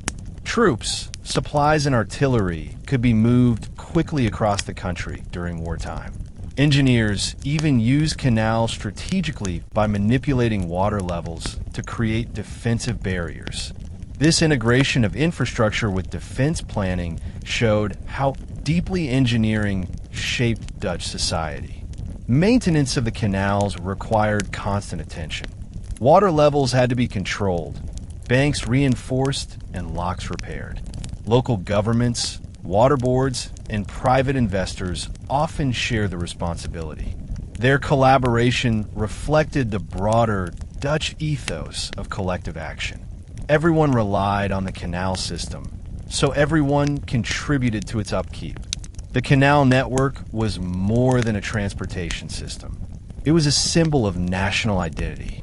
It reflected precision, discipline, harmony with the landscape, and the idea that cooperation could transform natural constraints into economic advantages. Canals helped unify a republic spread across a fragmented geography, making the Golden Age not only possible, but sustainable. By the height of the Golden Age, Dutch ships were moving across nearly every major body of water in the world. The republic may have been small, but its maritime reach made it one of the most globally connected societies of the 17th century. At a time when long-distance travel was risky, expensive, and uncertain, Dutch merchants built networks that linked Europe to Asia, Africa, the Middle East, and the Americas. Their ships carried spices, textiles, metals, porcelain, tobacco, sugar, coffee, tea, and countless other items. In return, the Dutch exported tools, glassware, paper, metal goods, books, weapons, and manufactured products that were valued internationally. These routes were not random journeys. They were carefully planned corridors supported by diplomacy, military presence, trading posts, and partnerships with local rulers. The VOC dominated Asian routes, connecting the Netherlands with Indonesia, Japan, India, Ceylon, Sri Lanka, Persia, and the Arabian Peninsula. Dutch captains studied wind patterns, monsoon cycles, and ocean currents, allowing them to time their voyages efficiently. The Dutch became known for their precise navigation, which reduced losses and ensured steady shipments. Their ships sailed from Texel or Amsterdam, rounded the Cape of Good Hope, and stopped at the Cape Colony for repairs and supplies before continuing to Batavia, the company's Asian headquarters. In West Africa and the Caribbean, the WIC developed its own network. These routes linked European ports to African trading stations and then to Caribbean islands and Brazil. Ships brought enslaved Africans to plantation economies, a tragic but central part of Atlantic commerce at the time. Other ships carried sugar, cacao, tobacco, and indigo back to Europe. Dutch merchants did not operate in isolation. They interacted with African leaders, Caribbean settlers, and indigenous communities, often negotiating alliances that shaped local politics. Although these relationships were unequal and frequently exploitative, they created complex cultural mixtures that still influence regions today. Even in Europe, Dutch shipping dominated the Baltic Sea, the English Channel, and the Mediterranean. Dutch merchants transported grain from Poland, salt from France and Portugal, wine from Spain, timber from Scandinavia, and luxury goods from Italy. Their ability to cross so many regions gave them valuable knowledge of market trends. Merchants often used letters, coded messages, and newspaper reports to track prices, news of wars, weather patterns, and economic opportunities. These details shaped decisions about routes, cargo types, and seasonal timing. What made Dutch trade routes so powerful was not just the ships themselves, but the systems behind them. Insurance protected investors from losses. Banks provided credit. Stock traders invested in voyages across continents. Municipal governments built harbors, warehouses, and canals to support demand. Artisans built high-quality ships quickly and consistently. These intertwined elements transformed the Dutch shipping network into a self-reinforcing engine of global commerce. By connecting so many parts of the world, the Dutch helped accelerate cultural exchange. Ideas about plants, medicine, textiles, food, and scientific knowledge traveled along the same routes as goods. This circulation influenced not only Dutch society, but also the wider world, creating early forms of globalization long before the modern era. Diplomacy mattered enormously to the Dutch Republic because its survival depended on predictable international relationships. Unlike large empires with big armies and vast territories, the Dutch could not rely on sheer military force to secure their interests. Instead, they needed negotiation, alliances, and agreements that allowed their ships to move freely. Dutch diplomats operated across Europe and beyond, navigating a world shaped by monarchies, religious divisions, colonial ambitions, and shifting military alliances. One of the Republic's key diplomatic strengths was its flexibility. The Dutch rarely pursued ideological foreign policy. They preferred practical arrangements that protected commerce. They signed trade treaties with England even after fighting multiple wars. They maintained careful relations with France, sometimes acting as allies and at other times resisting French expansion. They negotiated with the Ottoman Empire, gaining trading privileges in the Eastern Mediterranean. Even in Asia, where the VOC often used force, diplomacy with local rulers remained essential. Dutch agents learned languages, studied customs, and adapted their strategies to local political landscapes. The Dutch also used ambassadors strategically. Their representatives in major courts, London, Paris, Madrid, Vienna, and Constantinople, collected intelligence and influenced negotiations. Reports from ambassadors circulated among government officials, merchants, and investors, shaping decisions about trade, warfare, and political alliances. Diplomacy became not just a tool of statecraft, but a business necessity. A single diplomatic failure could disrupt trade routes, raise insurance costs, and endanger entire industries. During the Peace of Westphalia in 1648, Dutch diplomacy reached its peak. The treaties that ended the 30 Years' War formally recognized the independence of the Dutch Republic. This recognition was not a mere formality. It secured international acceptance of the political system the Dutch had built through decades of struggle. It also gave the Republic greater leverage in future negotiations. Dutch diplomats worked tirelessly to protect this independence against powerful neighbors, such as France and Spain, ensuring that the Republic remained a sovereign player in European politics. Outside Europe, the VOC acted as a diplomatic force in its own right. Company officials negotiated treaties with rulers in Indonesia, India, Japan, and Persia. These agreements often involved trade monopolies, military support, or exclusive shipping rights. Some local rulers saw the VOC as a useful partner, while others viewed it with suspicion or hostility. The company's diplomacy could be cooperative or coercive, depending on circumstances. This dual nature revealed the complex character of Dutch expansion: practical, opportunistic, and at times ruthless. Overall, Dutch diplomacy reflected the Republic's priorities: stability, access to markets, and the freedom to operate across global waters.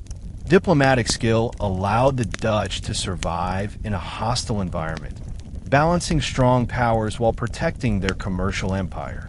This ability to negotiate rather than dominate was one of the key reasons the Golden Age lasted for so long.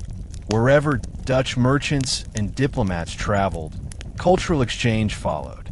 The Golden Age was not a one-way expansion of Dutch influence. It was a dynamic interaction that transformed both the Dutch and the societies they contacted.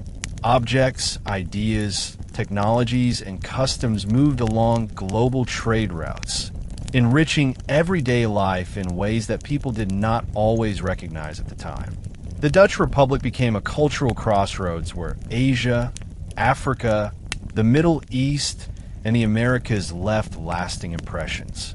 Asian influence appeared strongly in Dutch homes.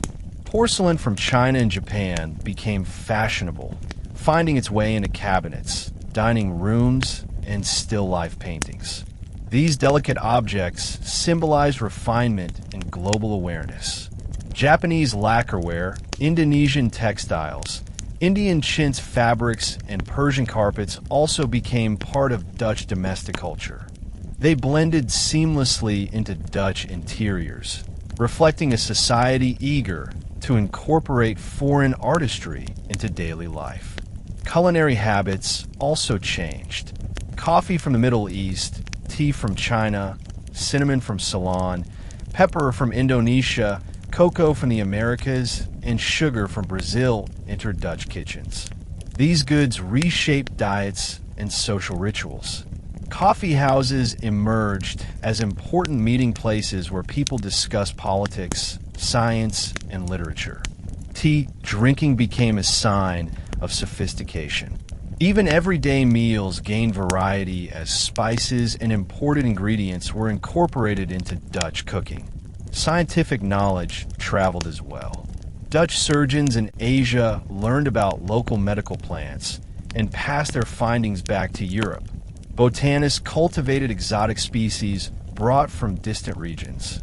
Dutch map makers incorporated information from African sailors, Arab merchants, and Asian scholars. Instruments made in the Netherlands found their way into foreign courts, strengthening the global reputation of Dutch craftsmanship. The exchange worked in both directions. Dutch merchants introduced European tools, books, clocks, and fabrics to markets abroad. Some objects influenced local culture, while others were adapted in unexpected ways. In Japan, where the VOC maintained an exclusive trading relationship, Dutch books on medicine, astronomy, and science inspired new fields of study. In Indonesia, European architectural elements merged with local building traditions. In some African regions, Dutch goods influenced fashion and economy. However, cultural exchange was not always positive or equal. The Dutch participated in systems of exploitation, including slavery and colonial domination. Forced labor, unequal treaties, and violence shaped interactions in many regions. These darker elements of cultural contact must be acknowledged to understand the full impact of Dutch global activity. While exchange brought knowledge, beauty, and new forms of connection, it also involved exploitation and profound human cost. Even so, the Dutch footprint abroad reflected the complexity of a society deeply engaged with the wider world. Cultural exchange during the Golden Age helped shape the Republic's identity, making it a place where global influences blended with local traditions.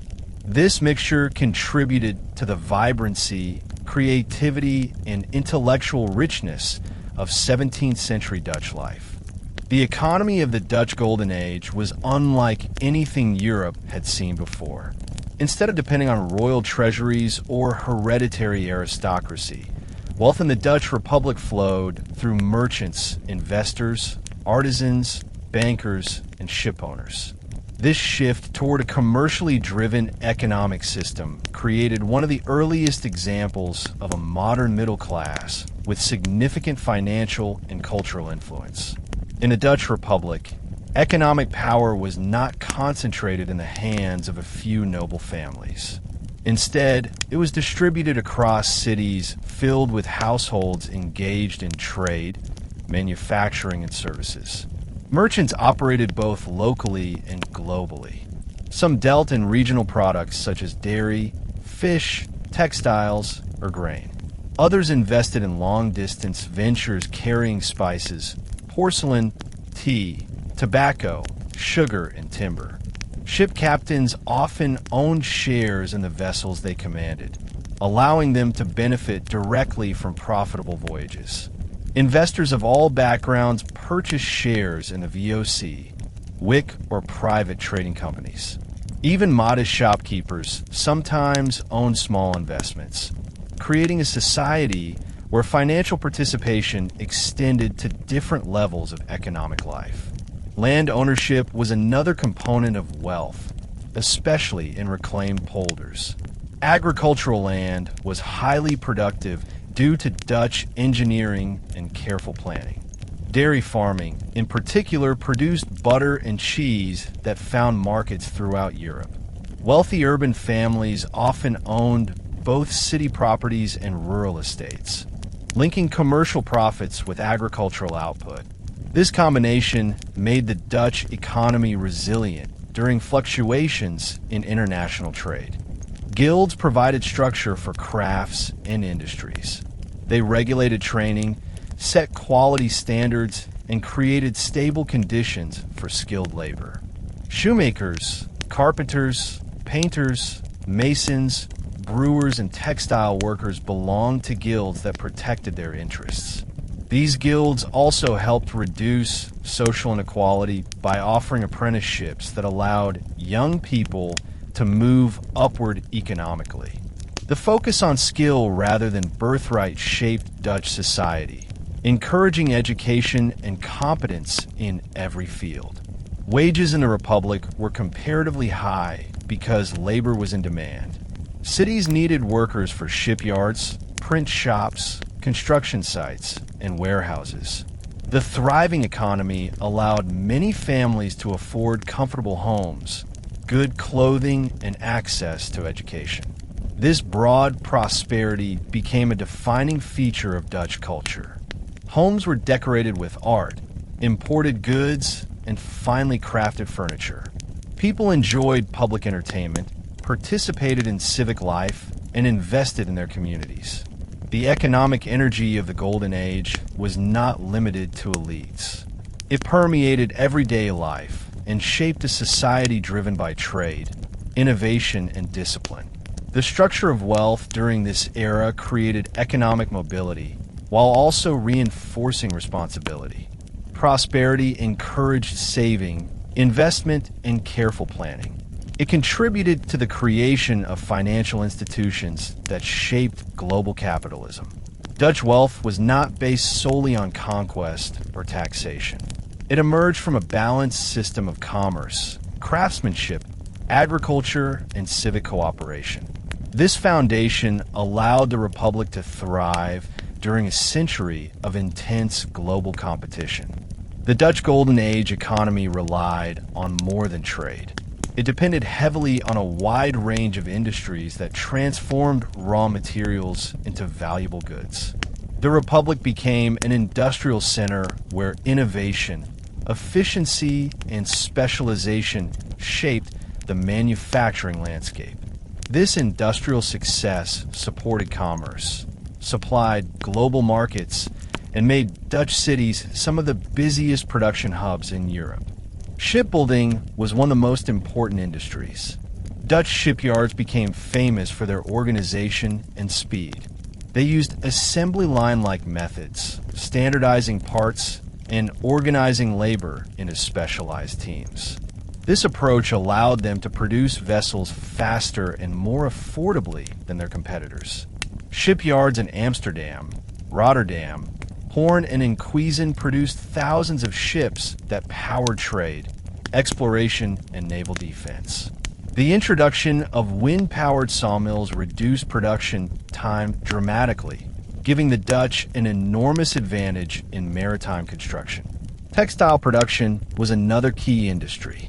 Cities such as Leiden specialized in woolen cloth, producing fine fabrics that were exported throughout Europe. Haarlem became famous for linen and bleaching works, where workers used carefully designed fields and water channels to whiten cloth.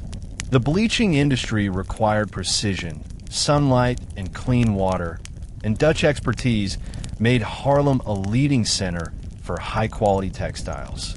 Silk weaving, though smaller in scale, also developed in Amsterdam, producing luxury goods for wealthy clients. Brewing and distilling formed essential parts of urban industry. Beer remained a staple beverage, and breweries operated as major employers. Distilleries produced gin, also known as Jenever, which became a popular drink in the Republic and abroad. The brewing industry relied on imported grain, linking agriculture to trade. Dutch brewers developed strict quality standards, enhancing the reputation of their products across Europe. Printing and bookmaking flourished due to high literacy rates and a strong intellectual culture. Amsterdam and Leiden became major centers for publishing scientific texts, philosophical works, atlases, dictionaries, and news sheets. Dutch printers produced books in multiple languages, serving scholars across the continent. The printing industry required skilled typesetters, engravers, paper makers, and binders. Its success demonstrated how manufacturing connected to both culture and commerce. Metalworking and ceramics also grew significantly. Delftware, the blue and white pottery inspired by Chinese porcelain, became one of the Republic's most recognizable exports. Dutch artisans adapted foreign designs and developed their own styles, creating decorative and functional pieces for domestic use and international trade. Metalworkers produced tools, weapons, household items, and navigation instruments. These products supported both everyday life and specialized needs in shipping and science. Industry in the Dutch Republic was characterized by efficiency, skill, and adaptability. Workers embraced new technologies and improved production techniques. Cities invested in infrastructure, ensuring access to water, transport, and storage. The interplay between industry, trade, and technology created a self-sustaining cycle of economic growth. Manufacturing shaped the Golden Age just as much as global commerce, proving that the Republic's success rested on a broad foundation of innovation and practical expertise. The prosperity of the Dutch Golden Age entered everyday life through the rise of consumer culture. Homes filled with goods that reflected global trade, artistic taste, and practical comfort. Domestic interiors became expressions of identity, discipline, and prosperity. Paintings from the era often depict carefully arranged rooms with polished floors, fine textiles, maps, instruments, imported ceramics, and well-made furniture. These items were not mere decorations. They carried symbolic meaning and demonstrated the household's engagement with a larger world. Furniture reflected craftsmanship and order. Cabinets with intricate woodwork stored precious goods. Chairs with leather backs and carved frames showcased refinement. Tables and chests displayed imported fabrics, books, or decorative objects. Even modest households often possessed well-made furniture that reflected the abundance of skilled artisans in urban areas. The emphasis on neatness and durability aligned with Dutch cultural values of thrift and quality. Imported goods became central to domestic life. Chinese porcelain, distinguished by its blue and white decoration, appeared on shelves and mantelpieces. Japanese lacquerware added color and texture. Textiles from India brought vibrant patterns into clothing and home decor. Spices enhanced cooking, while sugar sweetened pastries and beverages. Coffee and tea created new social rituals, inspiring gatherings where people exchanged news and discussed ideas. These products made global connections tangible within the privacy of the home. Art also played an important role in shaping domestic culture. Middle-class families purchased paintings that reflected their values. Genre scenes portraying daily routines, landscapes celebrating the countryside, still lives symbolizing abundance or morality, and portraits capturing family pride. Homes became mini galleries, reinforcing cultural identity and providing aesthetic pleasure. The affordability of art contributed to widespread ownership, making the Republic one of the first societies where art was truly popular. Household manuals revealed expectations for domestic management. They offered guidance on cooking, cleaning, budgeting, and raising children. These books reflected a belief that well-run homes contributed to social order. Women often supervised domestic affairs, ensuring that homes remained tidy, disciplined, and efficient. This responsibility granted them significant influence in shaping family life and economic stability. Consumption also encouraged specialization in markets. Shops sold cheese, fish, bread, textiles, spices, ceramics, tools, and luxury items. Markets offered seasonal goods and imported products. People from different social classes mingled in these spaces, exchanging information and negotiating prices. The rhythms of consumption shaped daily routines, linking households to broader economic systems.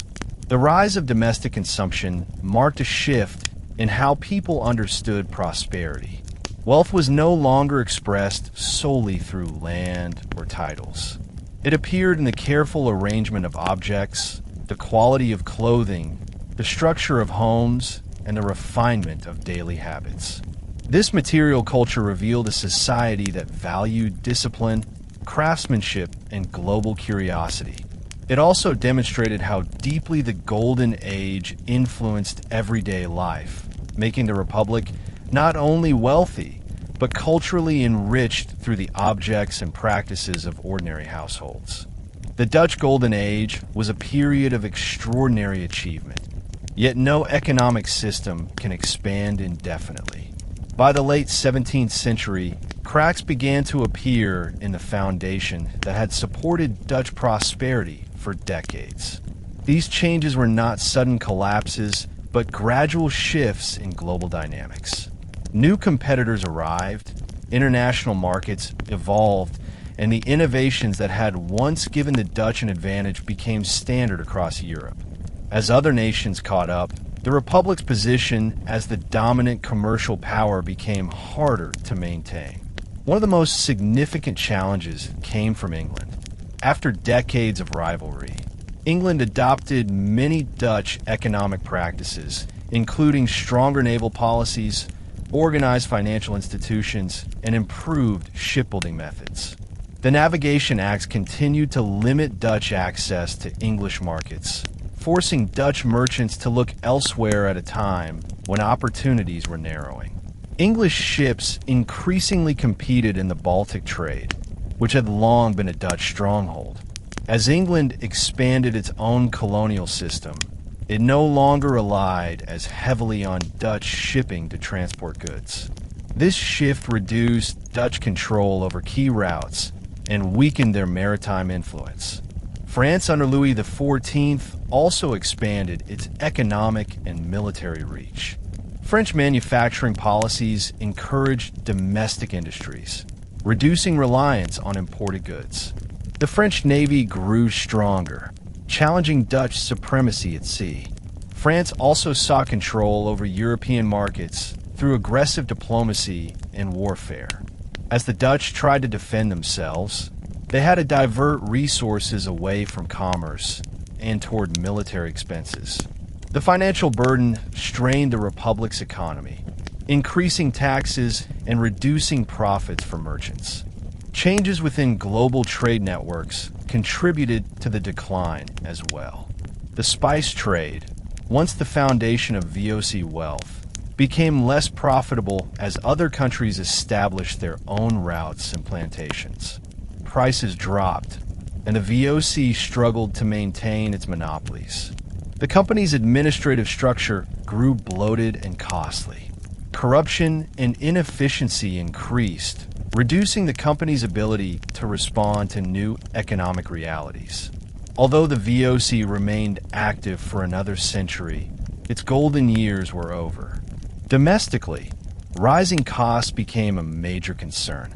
Dutch wages, once an advantage that attracted skilled workers, became relatively high compared to neighboring countries. Competing industries in England and France produced textiles and goods at lower cost.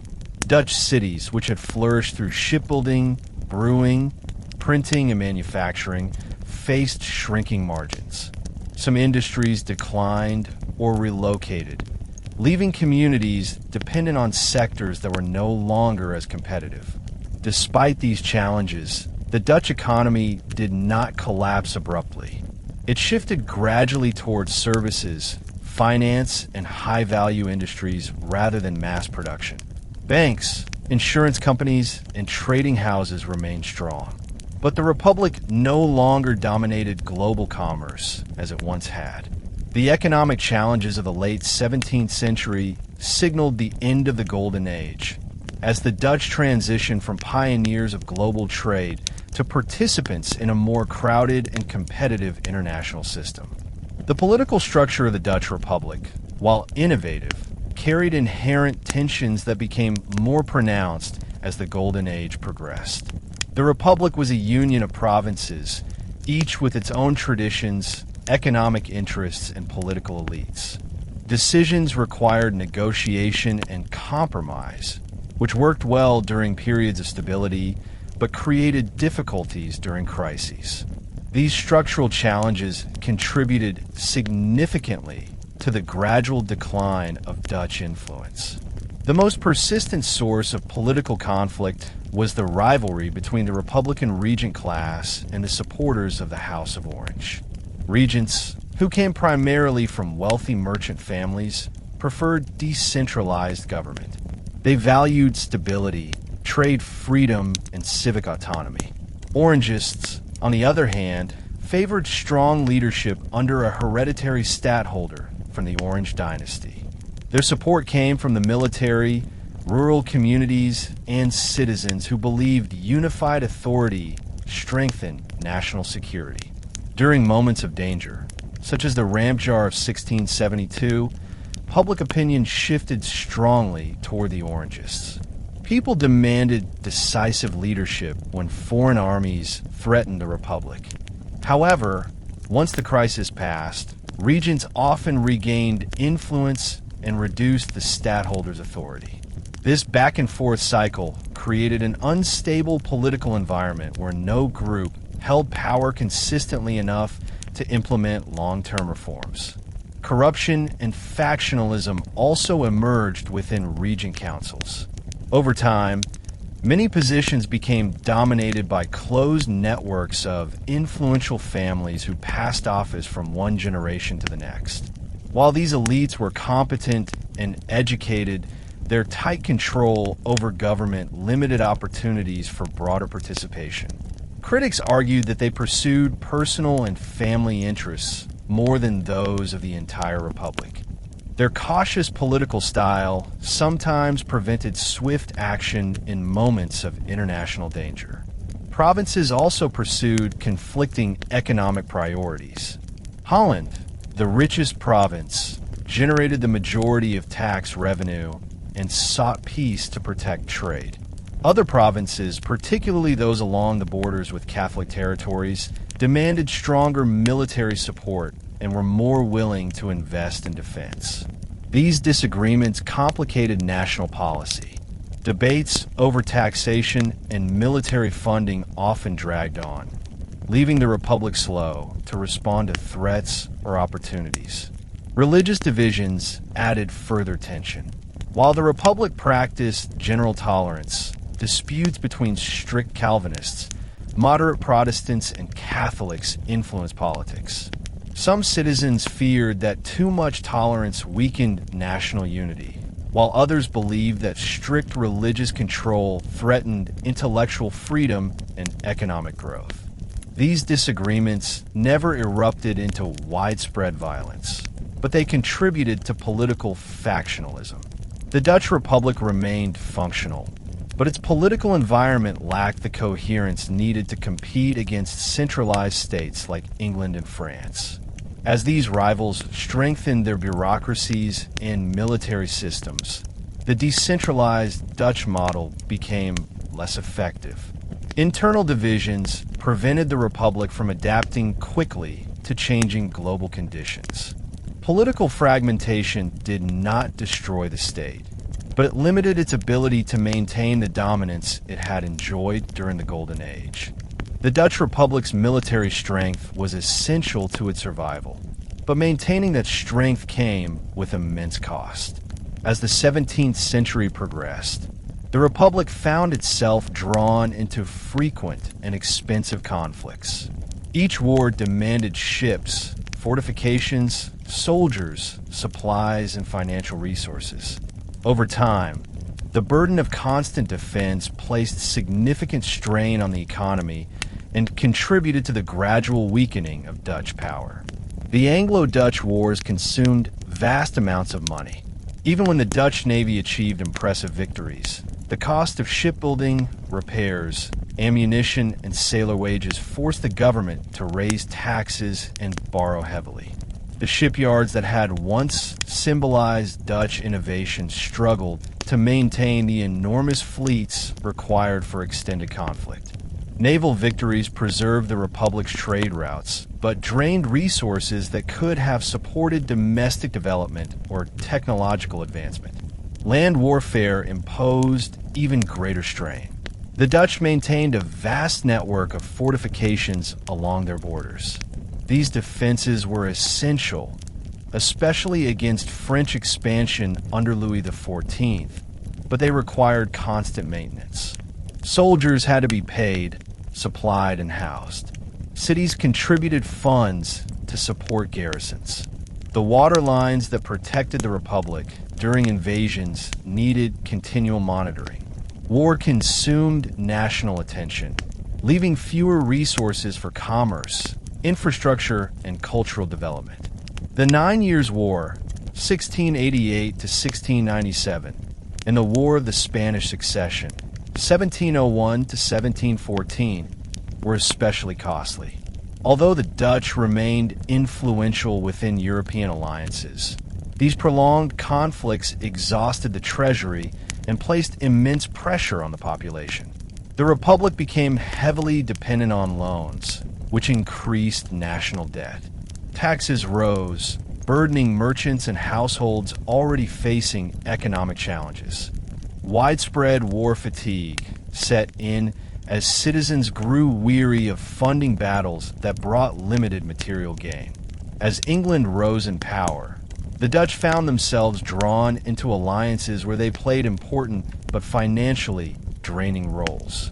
William III, who became both stadtholder of the Netherlands and King of England in 1689, strengthened ties between the two states. This alliance helped curb French ambitions, but also meant the Dutch contributed heavily to wars that served broader European goals. While William's leadership stabilized the Republic politically, it also connected Dutch fortunes more tightly to English strategies. Military competition affected technological innovation as well. Rivals adopted Dutch ship designs, fortress layouts, and navigational techniques. The Dutch no longer held exclusive advantages. Maintaining parity required continuous investment, but as costs grew, the Republic struggled to keep pace. The once revolutionary military system began to show signs of strain as wealth shifted toward England and France. The Dutch Republic did not fall because of a single defeat.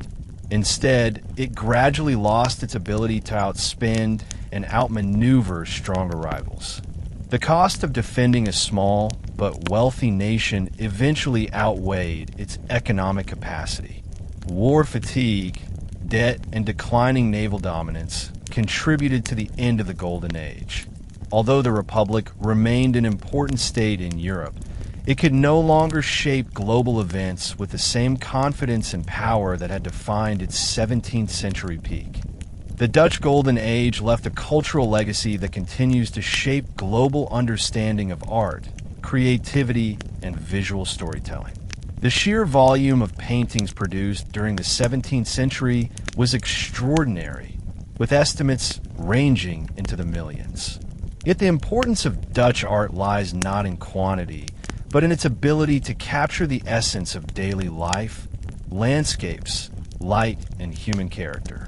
These achievements transformed artistic standards and influenced generations of painters long after the Golden Age had passed. Rembrandt, Vermeer, Hals, Steen, Peter de Hooch, and many others created styles that remain instantly recognizable today. Their work emphasized realism, emotion, and observation. Instead of glorifying kings or mythical scenes, they focused on merchants, families, servants, musicians, and quiet household moments. This democratization of subject matter helped redefine what art could express. Paintings were no longer reserved for elite narratives. They became mirrors of society, reflecting the rhythms of work, leisure, morality, and intimacy. In the centuries following the Golden Age, Dutch art inspired movements across Europe. The realism of Rembrandt influenced 19th century painters such as Courbet and early photographers who admired his mastery of light. Vermeer's subtle compositions and nearly cinematic lighting inspired modern artists, filmmakers, and designers who study his work for its visual clarity and emotional restraint. The landscape tradition established by Ruysdael shaped the way artists depicted nature for centuries, introducing a balance between accuracy and atmosphere that resonated across cultures. Museums around the world preserve Dutch Golden Age masterpieces, and millions of visitors travel to the Netherlands to see them. The Rijksmuseum in Amsterdam, the Mauritshuis in The Hague, and the Frans Hals Museum in Haarlem maintain collections that anchor Dutch cultural identity. These paintings serve as reminders of an era when creativity flourished in every corner of life. They also provide insight into the values of a society that prized clarity, modesty, skill, and observation. Dutch art continues to shape national pride.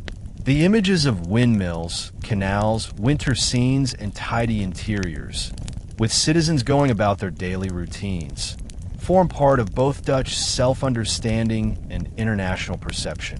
They symbolize a culture built on discipline, practicality, and beauty found in the ordinary. Even today, these images influence design, photography, advertising, and film, carrying echoes of a time when the Netherlands shaped global artistic standards. The fact that artists of the Golden Age still speak to modern audiences shows the depth of their achievement. Their work transcends historical boundaries, reminding us that art can reveal truth not through grandeur, but through quiet, attentive observation. In this way, the cultural legacy of the Golden Age remains vibrant, continuing to enrich world culture centuries after its creation. The Dutch Golden Age did more than transform its own society. It laid foundations that shaped the development of modern economics, science, and governance. Many of the structures that define the contemporary global economy have roots in 17th century Dutch institutions.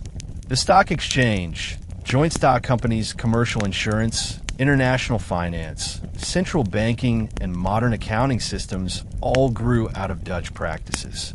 These innovations emerged because the Republic required efficient mechanisms to support global trade, manage risk, and coordinate investment across long distances.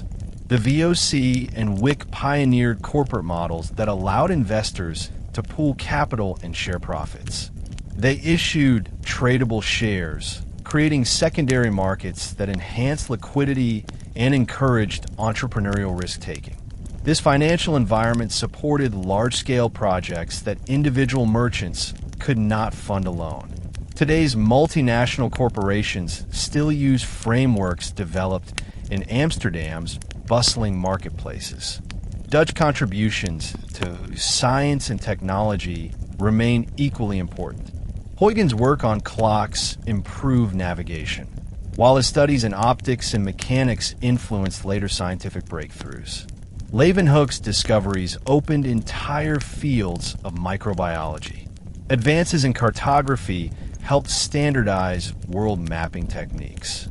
Dutch universities embraced empirical methods that later shaped the Enlightenment.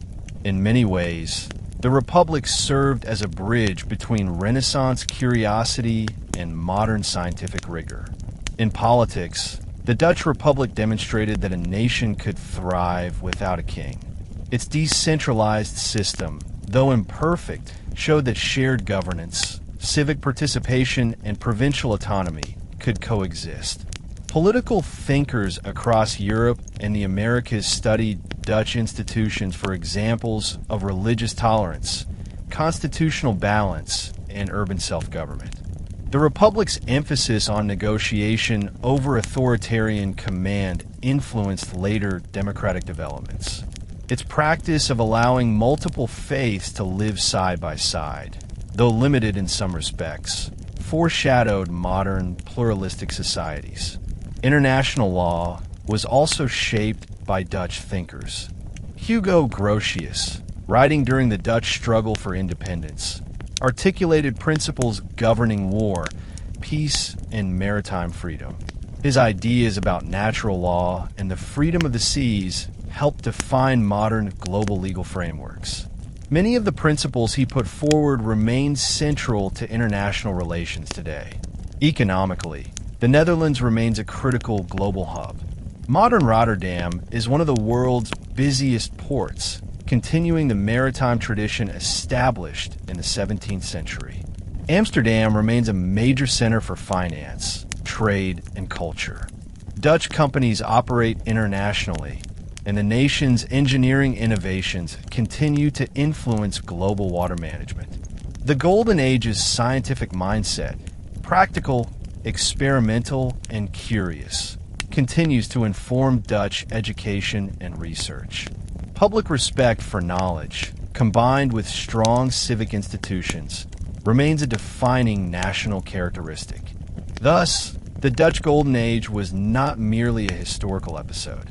Its legacy shaped modern capitalism, scientific methodology, democratic governance, and global commerce. The world we inhabit today still bears the imprint of the ideas, institutions, and innovations born in that era. The legacy of the Dutch Golden Age lives not only in museums and textbooks, but also in the cultural identity of the Netherlands. Yet, modern interpretations are more complex than simple celebration. For many centuries, Dutch citizens viewed the Golden Age as a source of pride, a time when their small republic stood among the great powers of the world, producing masterpieces of art, pioneering global trade, and demonstrating intellectual sophistication. Streets, schools, and museums were named after Golden Age figures, and the era shaped national memory as an example of innovation, resilience, and cultural brilliance. However, contemporary perspectives also acknowledge the darker aspects of the era. The prosperity of the Golden Age depended partly on systems of exploitation, including colonial domination and the transatlantic slave trade. The VOC and WIC generated wealth not only through entrepreneurship, but also through coercion, violence, and forced labor. Modern scholarship has emphasized the need to recognize these realities as integral to the history of the period. Museums now present more complete narratives, incorporating voices and experiences previously overlooked. This shift reflects a broader understanding of how history shapes identity and responsibility. Despite these complexities, the Golden Age remains central to Dutch cultural self-perception.